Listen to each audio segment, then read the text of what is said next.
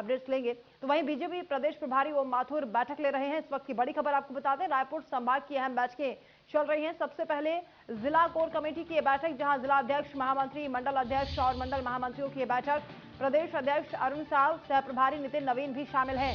संभाग के सभी जिलों से 250 पदाधिकारी भी इस बैठक का हिस्सा बने हैं। आगामी विधानसभा चुनाव की तैयारियों को लेकर बैठक में चर्चा की जा रही है। बूथ सशक्तिकरण को लेकर भी बड़े नेताओं का मार्गदर्शन मिल रहा है। विधानसभा घेराव की भी रणनीति बनाई जाएगी। इसके अलावा 15 मार्च को विधानसभा का घेराव भी प्रस्तावित है। तो जिला कोर कमेटी की ये बैठक सबसे पहले की जा रही है, जिसमें जिला अध्यक्ष, महामंत्री शामिल हो रहे हैं। संभाग के सभी जिलों से 250 पदाधिकारी भी इस बैठक में हिस्सा ले रहे हैं। आगामी विधानसभा चुनाव की तैयारियों को लेकर चर्चा की जा रही है। आगे की रणनीति पर मंथन हो रहा है। वहीं बूथ मजबूत करने को लेकर भी नेताओं का मार्गदर्शन लिया जा रहा है। विधानसभा घेराव को लेकर भी रणनीति बनाई जा रही है। बीजेपी के प्रदेश प्रभारी बैठक ले रहे हैं। रायपुर संभाग की अहम बैठकें आयोजित की जा रही हैं। हार के कारण है उनको भी विश्लेषण किया है और सुधार क्या क्या करना है उनको भी विश्लेषण किया है। और जहाँ तक मेरा सवाल है कि मैं कई ऐसे प्रदेशों में रहा हूँ कि जहाँ हम कुछ नहीं थे वहाँ भी हमने किया है। मूलतः हमारे कार्यकर्ता को सक्रिय करके नीचे तक बूथ लेवल तक एक्टिव हो जाए और बूथों का ग्रेडेशन करके लगे, ये मेरी मुख्य रणनीति है। लोकतंत्र में हर एक पार्टी को हर एक इशू उठाने का अधिकार है। अब हम क्या करेंगे क्या नहीं करेंगे ये तो समय बताएगा। और चेहरा लाना ही लाना ये मेरा अधिकार नहीं है। पार्टी, हमारी पार्टी एक सिस्टम की पार्टी है।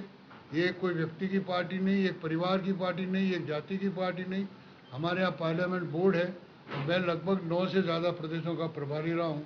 इसमें बहुत ऐसे प्रदेश थे जहाँ हम चेहरे के साथ चुनाव लड़े, बहुत ऐसे प्रदेश थे जहाँ बिना चेहरे के चुनाव लड़े।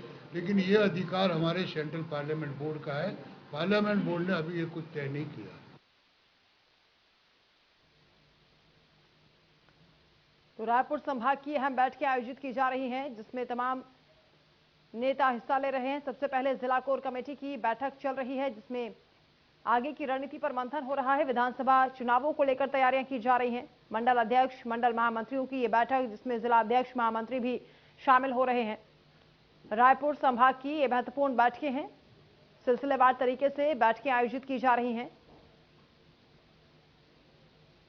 तो बैठक में आगामी चुनाव को लेकर रणनीति बनाई जा रही है, कैसे बूथ मजबूत करना है, इसको लेकर भी चर्चा हो रही है। सीनियर लीडर्स भी बैठक में जुड़े हुए हैं, उनका मार्गदर्शन भी लिया जा रहा है। दीपक हमारे साथ लाइव जुड़े हुए हैं लगातार। दीपक, ये बताइए कि जो महत्वपूर्ण बैठक हो रही है बीजेपी की ओर से, इसमें सिलसिलेवार तरीके से बैठकों का जो सिलसिला शुरू हुआ है, किस तरीके से इसमें रणनीति बनाई जाएगी आगामी चुनाव को लेकर, और बीजेपी की क्या तैयारियां हैं आगामी विधानसभा चुनावों को लेकर? देखिए, चुनाव मुहाने पर खड़ा है और अगर बात की जाए 15 साल ये पार्टी रही थी वो 15 सीटों पर आकर समेट गई छत्तीसगढ़ में। ऐसी कल्पना किसी ने नहीं की थी, दिल्ली के नेताओं ने नहीं की थी। नरेंद्र मोदी को जब बैठक ली गई छत्तीसगढ़ के और तमाम जगहों के नेता बैठे हुए थे तो उनको ये कहना पड़ गया कि अति उत्साह अच्छा नहीं है। छत्तीसगढ़ के नेताओं को उन्होंने कहा था। तो ये समझा जा सकता है कि इस तरह से जो चल रहा है छत्तीसगढ़ के भीतर और छत्तीसगढ़ के नेताओं के भीतर, तो इसीलिए ओम माथुर जैसा काबिल नेता, ओम माथुर जैसा पहली पंक्ति का नेता जो हर विधा में माहिर है, और चाहे वो उत्तर प्रदेश हो, गुजरात हो, तमाम बड़े बड़े राज्यों के प्रभारी रहने के बाद यदि उनको छत्तीसगढ़ की कमान दी गई तो भारतीय जनता पार्टी ने बहुत बड़ा कैलकुलेशन बिठाया। और लगातार जिस तरीके से वो दौरे कर रहे हैं और जिस तरीके से जब वो पहली बार छत्तीसगढ़ आए थे तो जिस तरीके से भारतीय जनता पार्टी ने स्वागत किया था, तो समझा जा सकता है कि पूरी पार्टी में जान फूंकने की उनकी कवायद है। सबसे पहले बिलासपुर संभाग, उसके बाद सरगुजा संभाग, अब रायपुर संभाग की बैठक हो रही है और लगातार सुबह 10 बजे से बैठक शुरू हुई है और शाम तक ये बैठक चलेगी। अलग अलग सिलसिलेवार, अलग अलग जिलेवार, अलग अलग मंडलवार ये बैठक चल रही है और कहीं ना कहीं कार्यकर्ताओं को चार्ज करने की पूरी कवायद है, क्योंकि चुनाव सामने है। इसी साल चुनाव होना है, सितंबर के आसपास चुनाव शुरू हो जाएगा। तो ये समझा जा सकता है नवंबर में नई सरकार का फॉर्मेशन होगा, तो ये समझा जा सकता है कि जो पूरी प्लानिंग है दीपक, क्योंकि कांग्रेस मजबूत स्थिति में है छत्तीसगढ़ में, खासतौर से मुख्यमंत्री काफी लोकप्रिय हो गए हैं, जन सेवक के नाम पर उनको लोग जानते हैं। ऐसे में कितनी बड़ी चुनौती बीजेपी के सामने होने वाली है इस बार? देखिए, आपने बहुत सटीक सवाल है।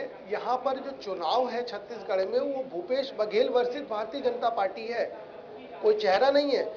भूपेश बघेल का नाम इसलिए ले रहा हूँ, एक सिंगल एकमात्र चेहरा है कि भूपेश बघेल वर्सेस पूरी भारतीय जनता पार्टी है।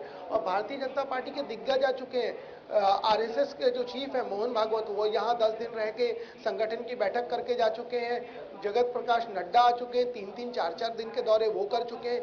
तीसरा दौरा यदि बात की जाए पिछले 6 महीने के भीतर, तीसरा दौरा केंद्रीय गृह मंत्री अमित शाह का है। अगले माह वो भी आ रहे हैं और वो भी बैठक करेंगे, वो बस्तर जाएंगे।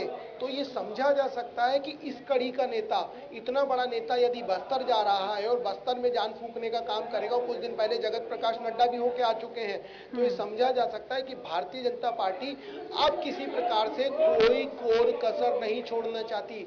भारतीय जनता पार्टी अब छत्तीसगढ़ को लेकर कोई रिस्क लेना नहीं चाहती। तो जो छत्तीसगढ़ में घट रहा है, जो छत्तीसगढ़ में हो रहा है और जो छत्तीसगढ़ में सरकार काम कर रही है, उसको भी नकारा नहीं जा सकता, उसको दरकिनार नहीं किया जा सकता। इसीलिए जो भारतीय जनता पार्टी के दिग्गज हैं, वो सब सड़क पर उतर आए हैं। फील्ड में 15 तारीख को जिस तरीके से विधानसभा घेराव की तैयारी है, जितने युवा नेता हैं उनमें बिल्कुल दीपक, केंद्र नेतृत्व भी इस बात को समझ रहा है कि ये फाइट बेहद टफ होने वाली है और इसीलिए तैयारियां अभी से शुरू कर दी गई हैं।